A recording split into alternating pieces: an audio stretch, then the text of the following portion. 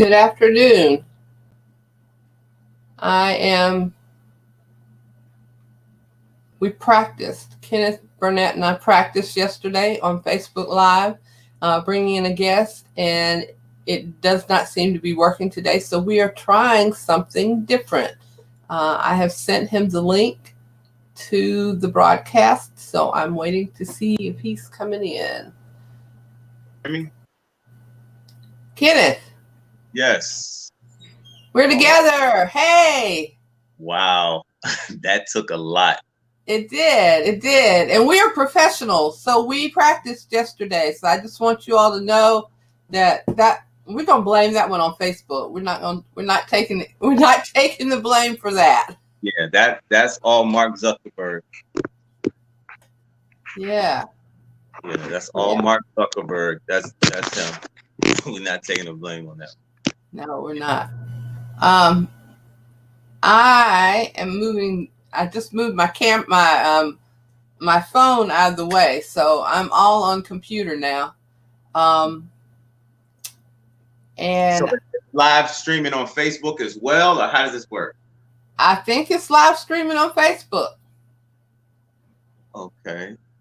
I've got this connected to my Facebook page. Okay. Do you have it connected to yours? I've never used this. So I don't know. haven't either. So anything that happens now is anything that happens now, folks, is our fault. So I'm going to go see if I'm live on my page. All right.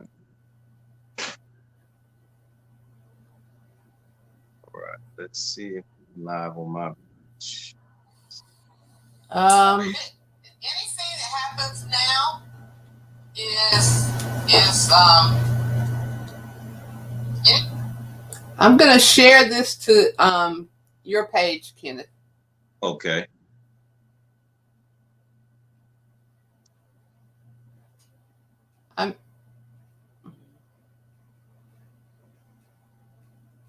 All right.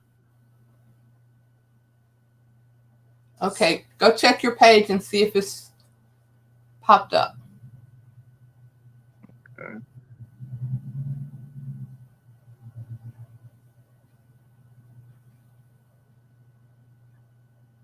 All right, I just shared it just now, so it should be coming up.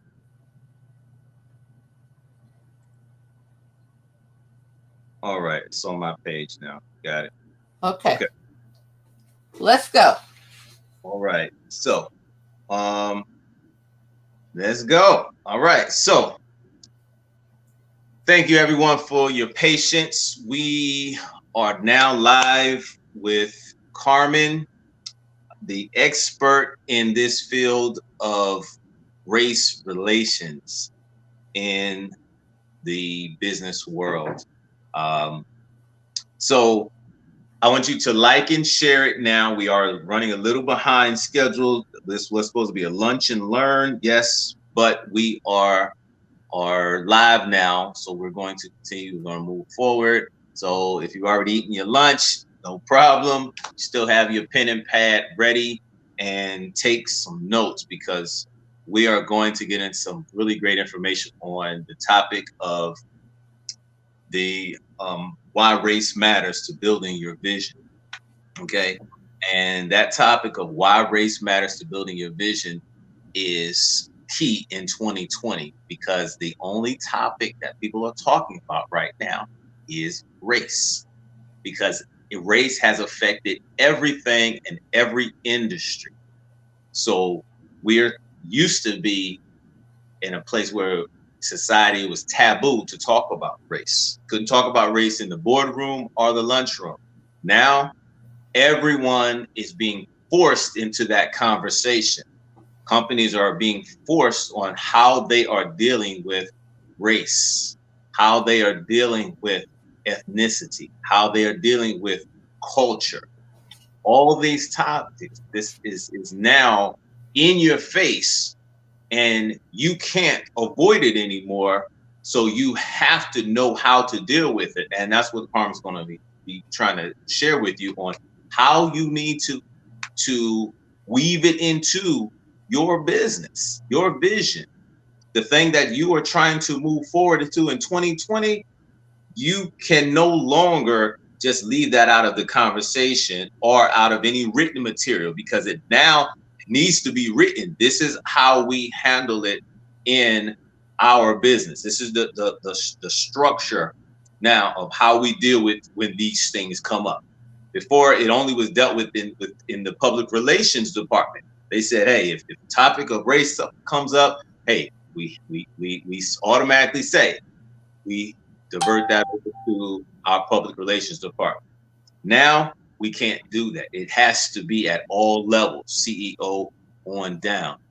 So share this right now, tag someone in it. And if you're watching on a replay, then put hashtag replay.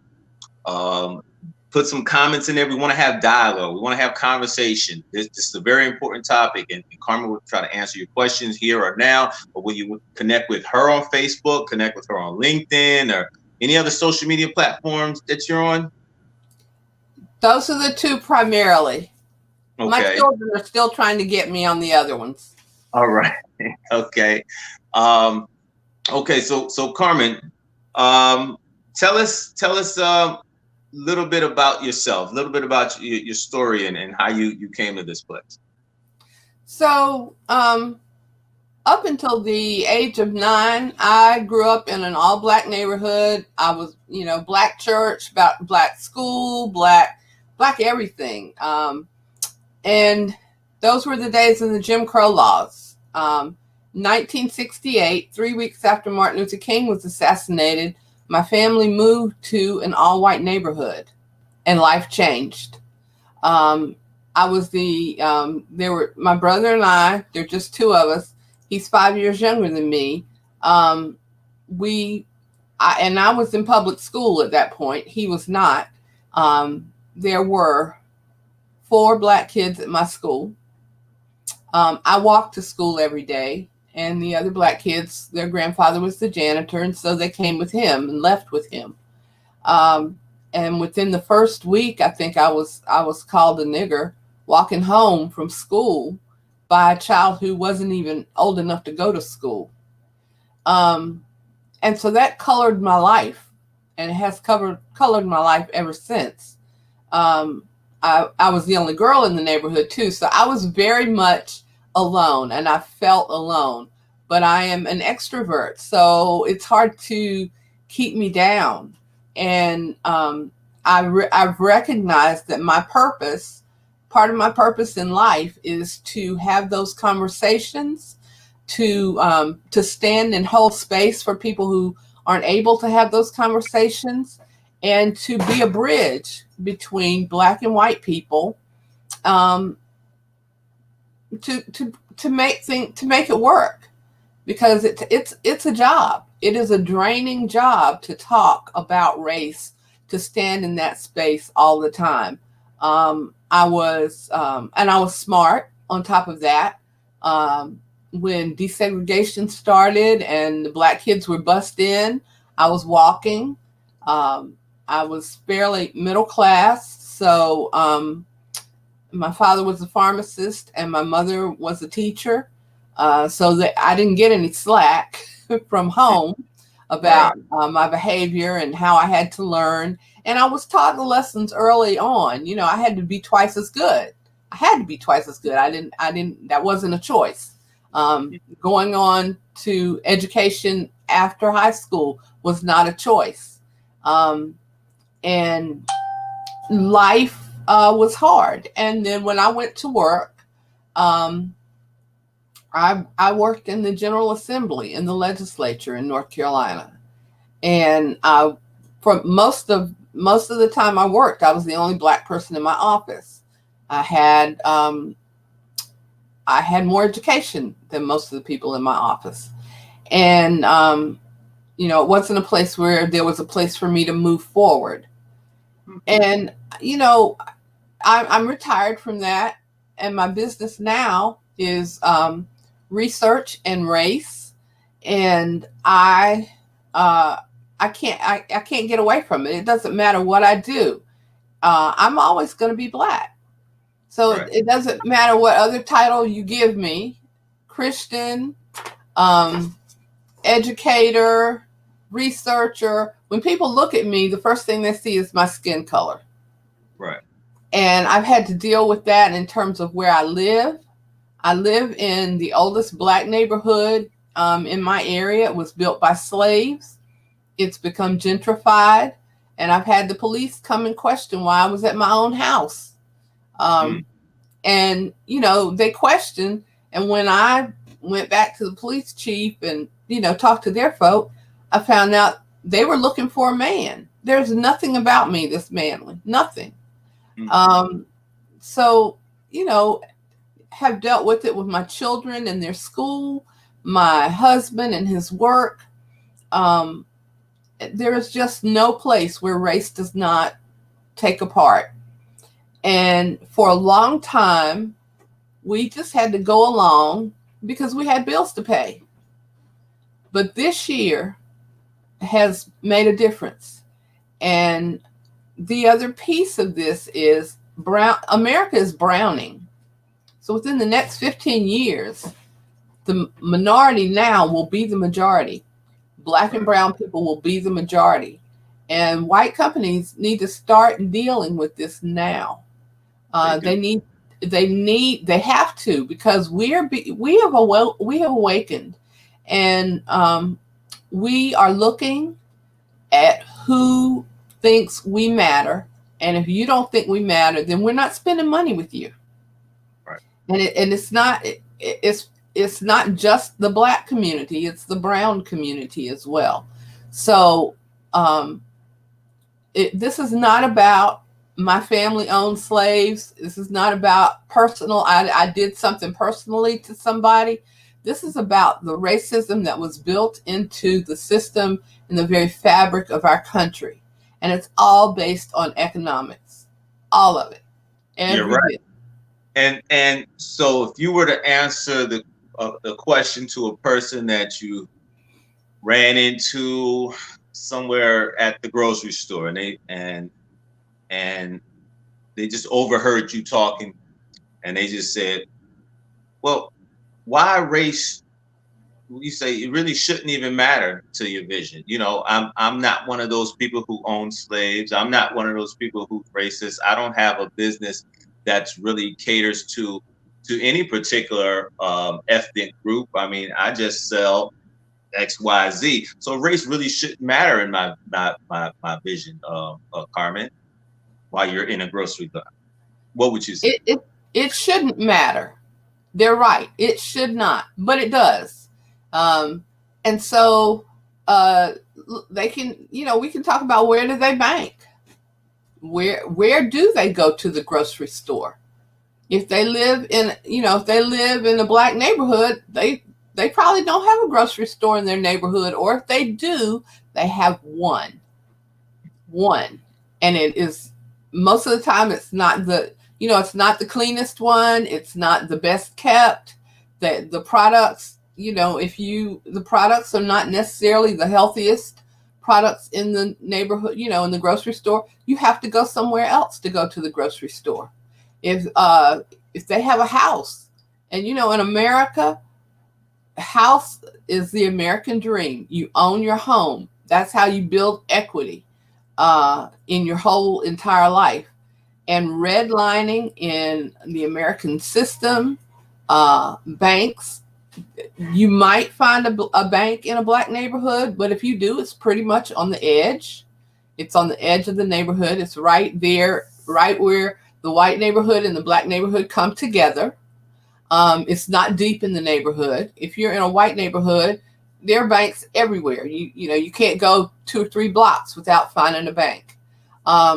Redlining, which is created by the American, it was created by white people who didn't want Black people in their neighborhoods.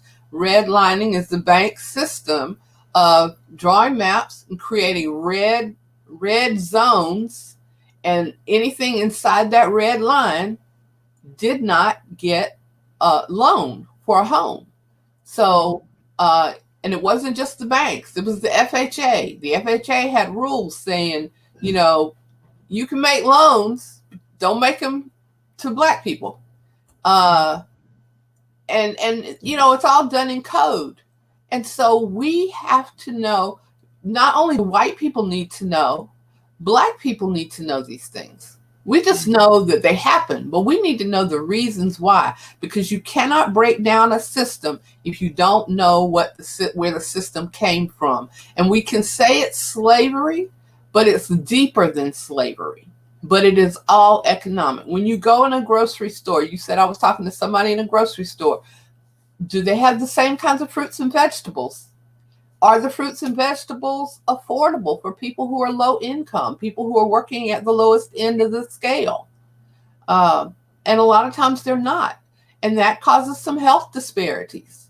Because if you're not able to eat the right kinds of foods that are healthy for you, if you're eating things that are unhealthy, that are full of preservatives, that gives you health issues. If you can't afford, you know, if you're not making enough and your company, the business you work for is not able to provide or does not want to provide health insurance for you, or in order to keep from having to provide things for you, they don't let you work a full 40-hour week. You get 35 hours, you get 36 hours, you get 28 hours. You don't get the health insurance. It's expensive to go to the doctor. It's expensive if you got health insurance. So it creeps into every little area. And then if you aren't making enough to pay your bills, you know, you got basic bills to pay. We still got teachers who work in two or three jobs in order to take care of their families. And so how do you save? You can create your vision. You can have a dream, but you know, if your dream gets beaten down every day, every morning when you get up, you know that the dream you're working towards is not going to grow because this and this and this and this, you know, you kind of stop dreaming. So you can grow your vision. You know, it health, you know, health, mental. There's so many areas that this fits into, and you have to fight. You have to fight to get to where you want to go. But sometimes, sometimes you just give up because you get beaten down. And I'm not even talking about the police system and being a black male. You know, this the other stuff. This the other stuff. This is not, you're driving your car, you were going home and somebody stopped you every night this week on the way home. And they knew who you were because they stopped you every night. Mm-hmm. So that, you know, that's a whole different piece. Right. Because we're talking about that the person is holding on to a dream for dear life. They are working this job where they're not making enough to afford the fruit. They're not making enough to actually get the proper health insurance because they're under 40 hours. They are working this job not because it's what they want to do. They're working it out of necessity, and they've already gone to college, did the right thing, kept a clean record, and they're underemployed, even though they're overqualified.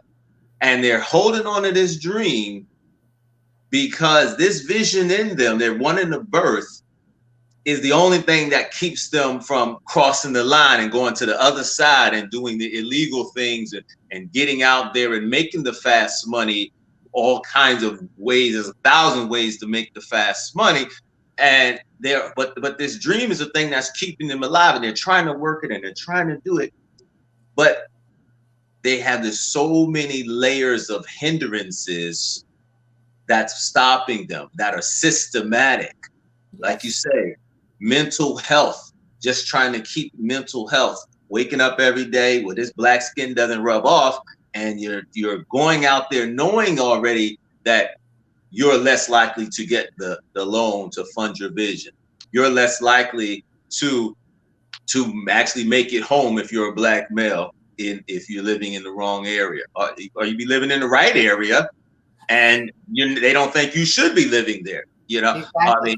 mean, it and so many layers of things where you have the stigmas, and you have the laws that are against you and things like that. And so you're saying, I'm holding on to this vision, but how long can I keep holding on?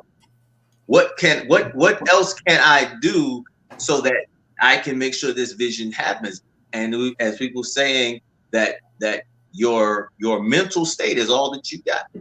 Your mental state. If your mental state goes, everything goes. So surviving in this time up until this time was a major challenge. Now we have the opportunity to actually make a shift. I'm calling 2020 the time of it is pivoting and positioning. That's what 2020 is. It's a time where people have to take their vision, pivot, and reposition. So those two things right now. So tell me how you would tell a business owner, a person who has this dream, this vision, whatever it is. It doesn't have to be a business, but a vision inside them that was the only thing they were holding on to. And now they're saying, in 2020, I see that race is on the table. I can deal with it. Now I need to pivot and position. What could I do? So the first thing that I have learned, and this is my personal learning, is I have to change my mindset. I have to make my mind be reinforced, still reinforced that it does not matter.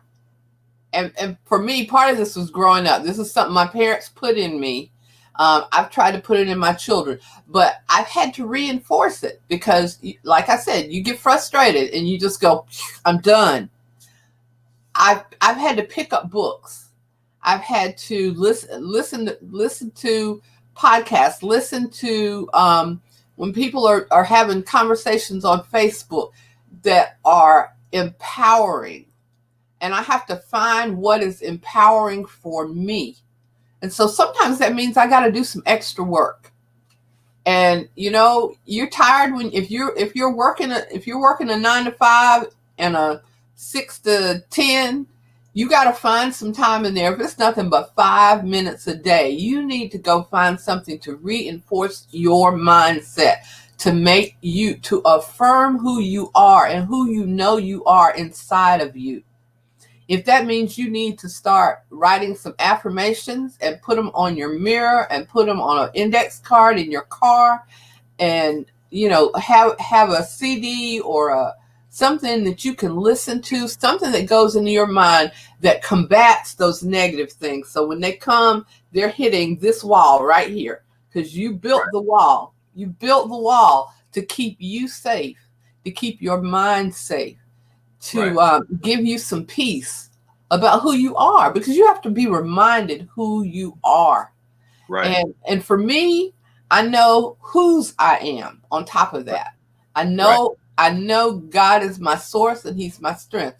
And everybody doesn't know that, but I know that. So I know he created me to do greater things. And so I have to remind myself of that. Even the days I don't want to get out of bed. I mean, I'm going to tell you, I've had some hits. Mm-hmm. In 2009, I was diagnosed with a heart disease that's rare. It used to be a 2-year killer. I was on oxygen 24/7 for about 7 or 8 years. I just came off of oxygen in 2018. Mm-hmm. And I still have medication to take, but I am determined to do the damn thing. Wow. I am not going to sit down. I'm not going to sit down. And I'm probably going to drive some other people crazy in the process. But that's the other thing. You got to be determined. If you have it inside of you, don't let the fire go out. Right. Don't let the fire go out. I've been fortunate here in where we live because we're in North Carolina. And if you've heard of the Research Triangle Park, we're close to that. There are major colleges and universities around. So I can find I have been able to find classes, free classes that I could take where I can be surrounded by other people. And so that's another piece. You need to find some community. There are people out there who will support you. They aren't going to always think that you're trying to go and take what they got. And then and you have to build that trust factor. And sometimes those aren't the people in your house. Sometimes those aren't the people at your job. You got to go find your people. Find your people. Yes. Yes. We're not meant to be here by ourselves. And Mary says, keep standing, Carmen. Thank you, Mary. So, and then I encourage other people to stand because there's a fear of standing because you're afraid you're going to end up standing there by yourself and looking stupid. And part of that could be because I did have to stand by myself growing up as a child quite a bit.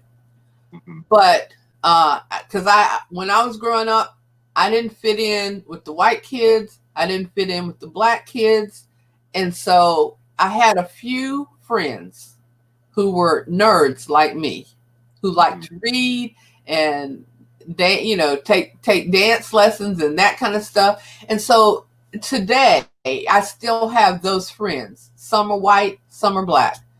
But you got to find the people who will hold you accountable to your dream.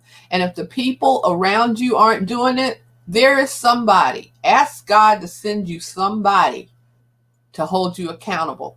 Right. And to keep you moving forward. And if you have children, they look at everything you do. So if you've got children, they will hold you accountable. And they will ask you questions, especially in this day and age. I was taught, children should be seen and not heard. But my children weren't taught that. And so they come and question. So why did you do this? And how did you do this? And I've had to learn to ask them because they've got dreams and visions.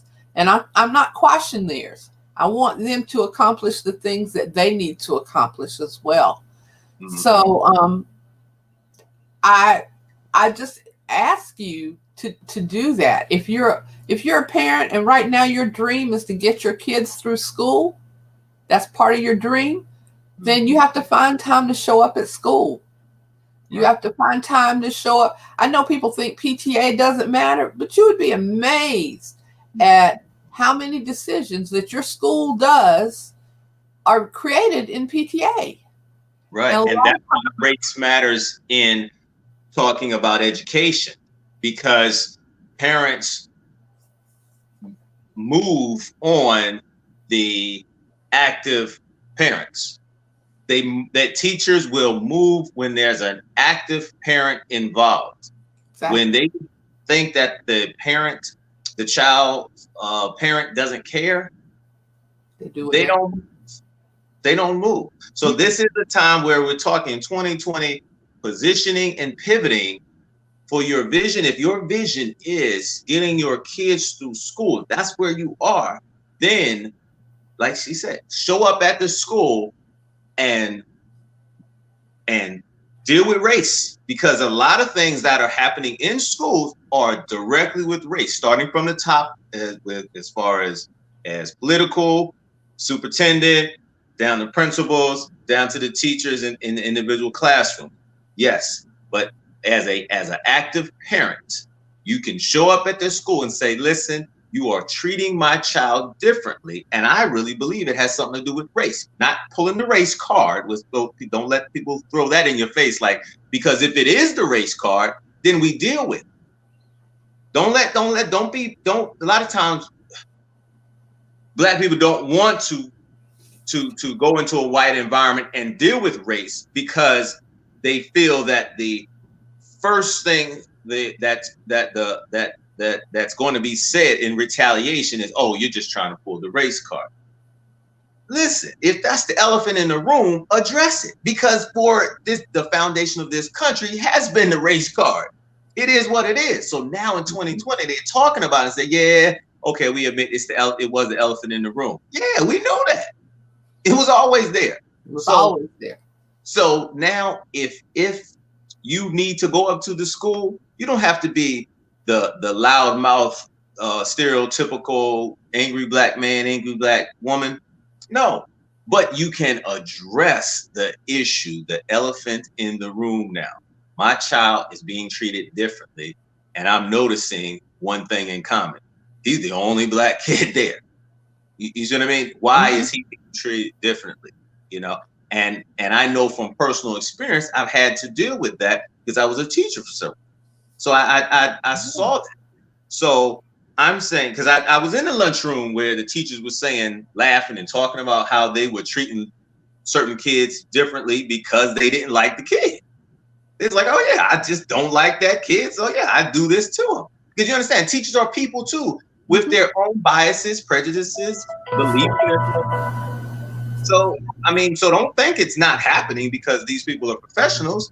Whatever. Police brutality shouldn't happen because these people are professionals, but it's happening because people have their own beliefs, ideas, morals, and philosophies about life and prejudices and emotions and everything else. They're human. So I'm saying in education, yes, you can deal with race. If your vision is to get your kids out of school, which is a huge task in today's time with getting your kids not just out of school, but having productive kids, society. You know, let me ask you another question. You're saying that with the race, and we were talking about basically all that it takes. And let me summarize that. Like saying all that it takes to actually deal with keeping the vision alive. You said have a spiritual foundation. You said to find other people who will hold you accountable. I put some of these things in the chat here if you guys want to read it. It says find community, just like-minded people. Takes determination. You write affirmations, start the journal, listen to podcasts, read books, all these things to keep the vision alive in you so that you can actually have the energy to actually deal with it, because race is a tough subject to deal with. It is. But these things it takes to keep that vision still alive so you don't abort that baby. You have to birth the baby. You have to. It's your responsibility, your responsibility alone. You know. So let's talk about and have another question where well, let me see in the chat. There was a response here. It says says Hugh says, I think there are times when you would need to make the journey alone, but other times it's important to be with others to be able to build solidarity. You know. Yeah. That's true. That's true. I think we all have to do a little bit of stuff by ourselves. It helps to toughen you up. And it helps you. And sometimes you're doing something with somebody and something pivots, something changes. Somebody could move and you lose touch. Somebody could turn on you. I mean, you never know. There are situations where you have put trust in somebody and they betray that trust, and you have to back up. And and there's a little grieving period in there whenever you have to make those pivots and those changes, but you can't stay in that place. Right. You have to move forward.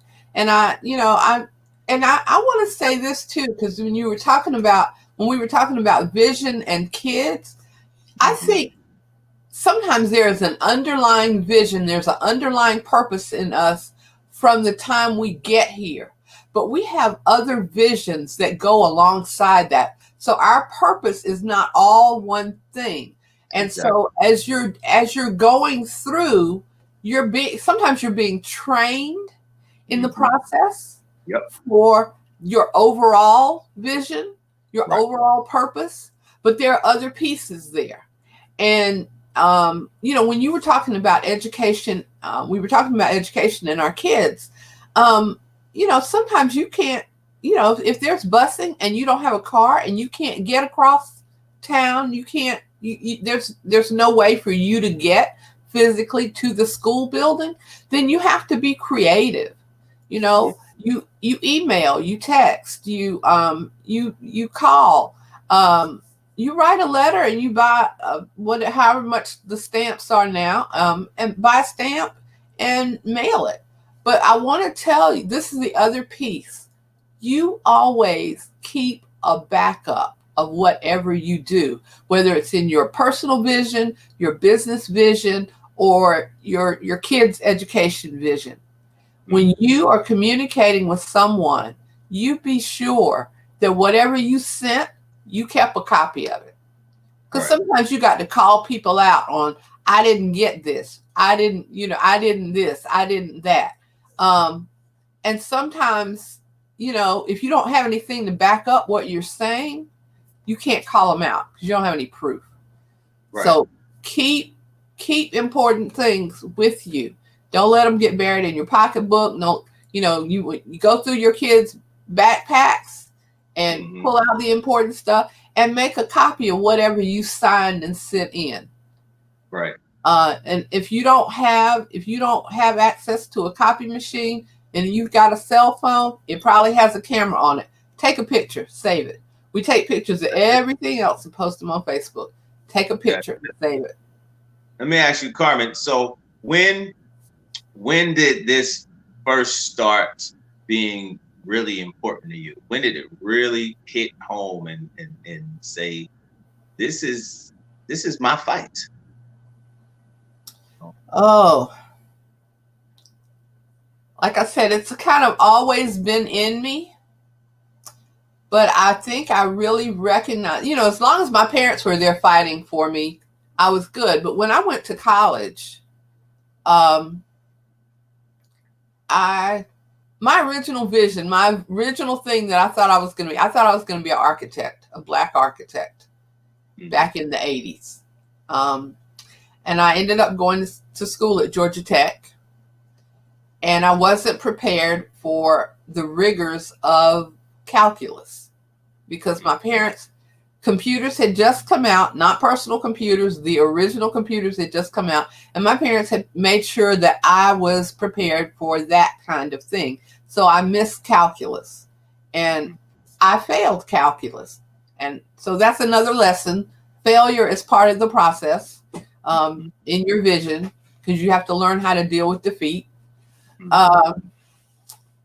So the first teacher I had, it was a big lecture class. The second, after I failed that class, I had to take the class again. I looked for a smaller class. The first day I went in that classroom, we had a white male professor, and he had everybody to get up after they sat down, and he reseated us. And he reseated us by race. The white kids in the front of the class, the Puerto Rican students behind them, and the Black students at the very back of the room. Wow. And I realized that my race really did matter. It was a good thing to some people, and it was a horrible thing to others. And little by little, I ended up leaving Georgia Tech, coming back to NC State, still had to deal with race. Everything had to do with race. In order to find community, I had to find the Black kids on campus. I realized at work, when I first went to work at the legislature, there wasn't anybody else Black in my office. And there weren't very many Black legislators. When I first went to work at the legislature in the House of Representatives in North Carolina, there were 3 Black representatives out of 120. Okay. And they were all male. And I watched the numbers grow. And it's hard to make a difference if you don't have the votes. So you have to learn how to compromise. You have to learn how to find your particular thing and stick in that one thing until you get the thing accomplished. And so I had to do that at work. and I didn't work for one particular member. I worked for all 120. And I realized when my children were in school that PTA was important, but it was something that my mother had always told me, always be involved in whatever your kids are doing at school. Mm-hmm. And she was an educator. And so I realized then, well, nobody black, I mean, there were black people at PTA, and they were the president of the PTA, but that was because they worked hard. But they were always getting criticism from the white families who lived in the neighborhood. Mm-hmm. And I finally became PTA president because we had some issues that I felt like needed to be addressed. After 5 years of being in that school, I realized that one of the reasons that the white parents got what they wanted from the teachers was because at the beginning of before school ever started, they had a luncheon for the teachers at one of the parents' homes, with their silver and their china and nice food, and all the teachers and the administration, the principal went. And the principal didn't recognize that was privilege. She didn't recognize that gave the teacher, the parents, the opportunity ahead of everybody else to find out who their teachers were going to be. If they didn't like them, get them changed to who they wanted to have them to be, and made friendship relationships between parents and teachers so that if there was an issue, I know in the third grade, one white family got the test results before the test was given. Mm. So their kid was always going to make an A. Right. So it's those little teeny things. And so I was like, that's wrong. That's wrong. You have to, and I would call stuff out. And I realized everybody's not going to do that. Everybody's not, and I'm not loud, I'm very methodical about what I do. And I just keep beating the horse until finally they go, okay, that horse is dead. Let me fix this. Mm-hmm. And that's how I do things. And so, but I continue to research. I continue to learn. I continue to read. I really do think that if you don't learn something new every day, that you're lazy. I don't care what kind of work you do. I don't care. It doesn't have to be something that necessarily pertains to your vision, but learn something new every day. Keep your brain oiled up and going. So now you're in a position where you have gained all of this knowledge and you're actually on the front lines of pushing this conversation forward. Tell everyone how they can stay connected with you and knowing the things that you're about to do. And are you going to do a webinar? Are you having something forthcoming? You have a book, any written material, any downloads, anything for them now while this conversation is happening right now on all levels at all different places in the America and the world? What can someone do right now, since you're the expert, how they can stay connected with you and continue to move this forward in their vision? So I do have my Facebook page. It's just Carmen Cawthon. I do. You can go back and look at my videos. I just finished a mini series last week, 4-day mini series on systemic racism in America.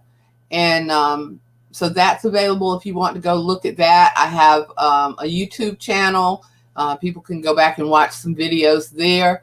My email, and I'll go back and put this in the comments later, is racematters@researchandresource.com. Let me see. I have a handout, a giveaway on my LinkedIn page. I hand out about systemic racism. And I do have an offer. If you don't mind me sharing that with people today, please do. If they want to learn more, I have an in-depth offer it's a beta program. It's a 90-day Race Matters Leadership Lab. You'll get 3 one-on-one sessions with me, one before we start, one in the middle, and one at the end. And that would be a one-on-one session where we talk about what it is you need to do, or what it is you or your company are looking at in terms of how to hear the voices of race, hear the voices of the Black and brown people in your company, or even how to lead if if you are Black and you own a company, or you just want to know, you want to know the things that you don't know, because sometimes we think we know everything, but we don't know everything. And if we don't pull it out, if we don't learn it and pull it out, then it's hard for us to discuss it intelligently. We go off of our emotion as opposed to what our actual knowledge is. So we will do group masterminds 3 times a month, so 3 weeks out of the month. There will be a final group mastermind at the end of the program. We'll have a private Facebook group where you can have discussions there. I'll be doing daily videos, really short videos there for you to learn things. There'll be one book we'll read a month, so we'll have an intensive book reading list. And then we'll get weekly, you'll get some, articles that are either some historical articles or articles that are timely with whatever is going on in the country or the world about race. And it's a great value. There's some bonuses that are attached to that. I have a new book coming out at the beginning of September. So you'll get that book. You will get, at the end of this, you'll have an individualized Race Matters plan to take you through 2021. And you'll get a 6-month follow-up call in February. So my intention, this program should be starting the beginning of September and run through the end of November. And then you'll get a 6-month follow-up call in February to see if you're on track, see if you have any questions, see if if there's anything that you need to continue to work with. And then you'll get a workbook on Race Matters as part of this. So that's the program that I have available. And if you want to email me or direct message me on Facebook, I would be happy to have a conversation with you and see if that's something that you would be interested in participating in. I would love to have you along this journey with me. And I just appreciate you so much, Kenneth, for inviting me to come on and talk with folks today and see what kind of things I can hear when I go back and look at the comments, see what kind of things people are interested in finding out about. Oh, I'm glad that you came on. And again, she said connect with her on the Facebook, on LinkedIn, YouTube. Stay connected, because now is the time. Take advantage of the offer that she just gave. Like, share, tag someone in this. And if you're watching this on the replay, then put #replay. Okay. So we enjoyed the time together. Thank you again, Carmen. I really appreciate it. So everyone, go ahead and DM her some questions as well, because she's definitely a great resource to be able to ask some questions, put some questions in the comment there. But this right now time, I've learned a lot myself. I really appreciate, you sharing your story, your history that you have learned from, where you've become better and bolder and not bitter. So we really appreciate it. Thank you again so much. Thank you. You all take care, and we will talk to you again. Bye-bye. Bye-bye.